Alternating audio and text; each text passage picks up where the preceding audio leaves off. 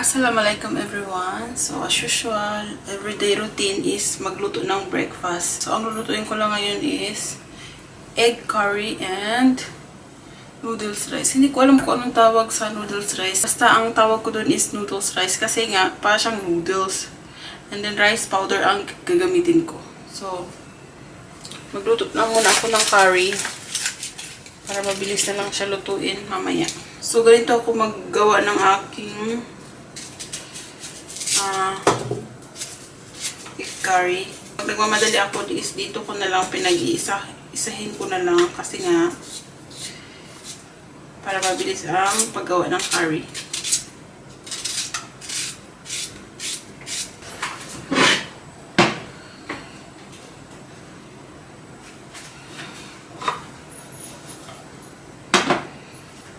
Magpapainit rin ako ng egg.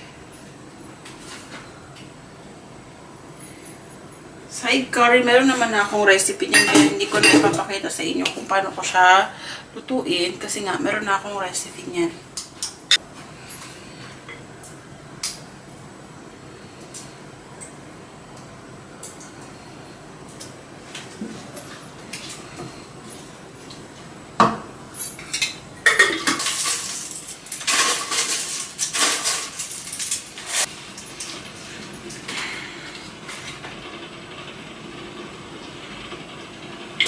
Gagawa ako ng noodles rice and kailangan muna magpainit ng tubig pag gumagawa ng noodles rice kasi nga mainit na tubig yung ilalagay ko dun. Gamit ko pag gumagawa ako ng noodles rice.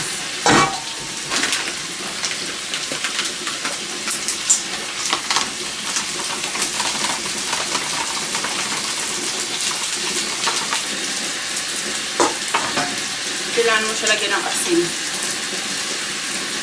Tansya-tansya lang. And then, set aside natin habang hinihintay natin yung ating pinapainit na tubig.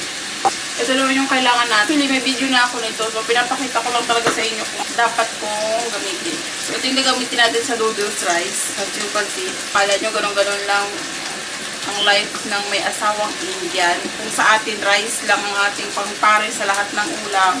Sa kanila, napakadami. As in, different kind of pampares. Ganun sa kanila. Which is sanay naman ako kasi nga sumira ako sa India. So, na-adapt ko na yung mga pang morning breakfast nila, lunch, at saka evening.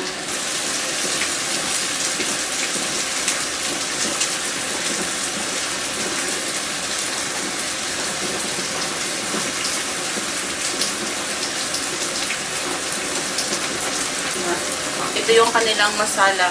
Ayaw to ng aking bunsong anak. Ayaw na ayaw niya nito. Kaya lagi ako nagluluto ng separate na Pinoy food. Kasi mas gusto niya yun. Kasi wala man tayong masala. Sa kanila ito may nilalagay sa pagkain. Bawat pagkain kailangan may ganito. Diba? Ayaw na ayaw to ng aking anak. Which is Indian yung aking anak ha. Half-half man lang. Pero mas sinanasanay kasi sa Pinoy food. Kasi kung anong kinakain ko dati, pinapakain ko rin sa kanya hanggang sa nakasanayan niya na. Hindi ko siya pinapakain dito kasi nga maanghang.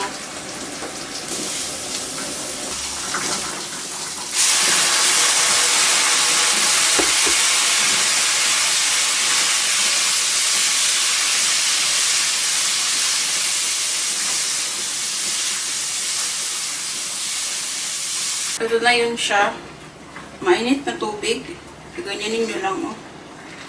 Tansyahin nyo lang yung tubig hanggang sa, parang ito siyang gagawing dough. Parang sa chapati lang din.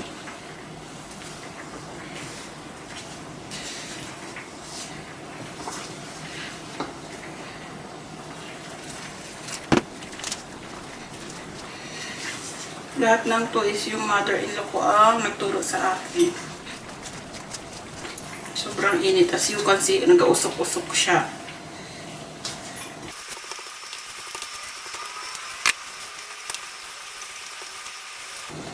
Yan. Dapat maging ganyan siya. Then pa yan siyang bibilugin mamaya. Lamigin ko lang ng konti kasi sobrang init. Okay na to siya. Ang daming kichipurichi sa kanila sa mga breakfast. Hindi lang to ha. Maraming klase ng pang-breakfast ang niluluto sa kanila.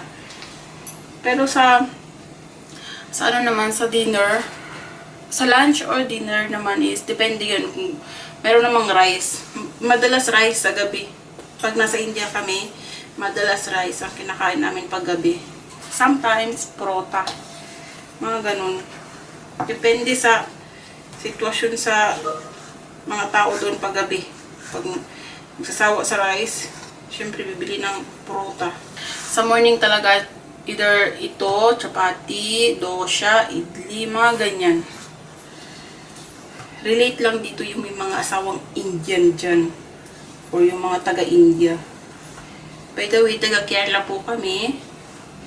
Part pa rin siya ng India. Parang maliit lang siya na lugar, pero tinatawag siyang Kerala. Hindi po kami dun sa India na ginamekos-mekos na nakikita nyo. Malayo po kami doon. Taga Kerala po yung aking asawa. Sa mga nagtatanong dyan kung taga saan ang aking asawa, ang asawa ko po ay taga Kerala. Pero part pa rin siya ng India. Yung tinapa, so yun ang kakainin ko. And then, meron pa akong tira na tinolang manok. Yun ang ipapakain ko sa aking Junakis. Different kami ng breakfast. Kung sa India, kakain ako dito. Pero kung dito, kung may choice naman ako, syempre kakainin ko rin Pinoy food. Sa India kasi, wala akong choice doon. Kaya kung anong meron doon, kinakain ko talaga. Which is, nabibigay naman ng asawa ko yung kung anong gusto kong kainin sa India. Pero, pakikisama na lang talaga sa mga biyanan ko.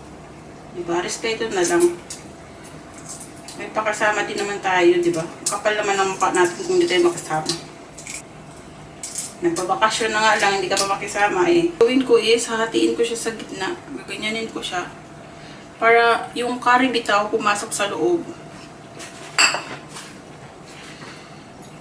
Ganyan lang yan, oh. Kaya na yan. So, ito na yung sinasabi ko, oh. Naghugas man ako ng kamay, don't worry. Ayan, imikos-mikos na natin yan yung ganyan. Mainit pa siya actually. Kailangan mo siyang ganyan. Diba? Oh, sobrang fluffy niya na. Tapos, ilalagay natin yan mamaya dyan.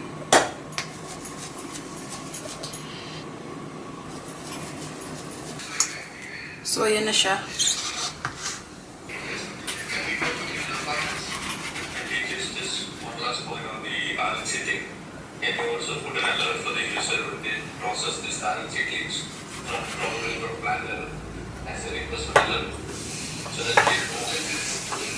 Hindi ko na kayo i-one by one kasi nga meron akong video nito sa YouTube. So, panoorin nyo lang kung ano ginagawa ko, ha. Nakapagpainit rin ako ng tubig. Diyan ko siya i-steam.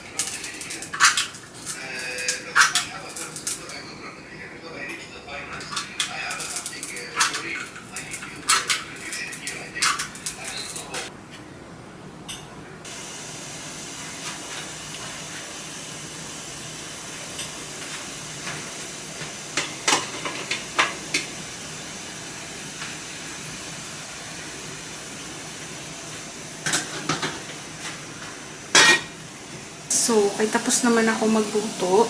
Hinihintay ko na lang maluto yung aking ini-steam na noodles rice. Gagawin ko is, kakain muna ako habang tulog pa yung aking Junakis. Nagising kasi yun siya. Eh, natulog uli. So, magkakape lang ako and then mag-breakfast. Kayo naman ang ginagawa ko every morning. Egg. Talaga yan, hindi mawawala ang egg. And then, magkape lang din siguro ako.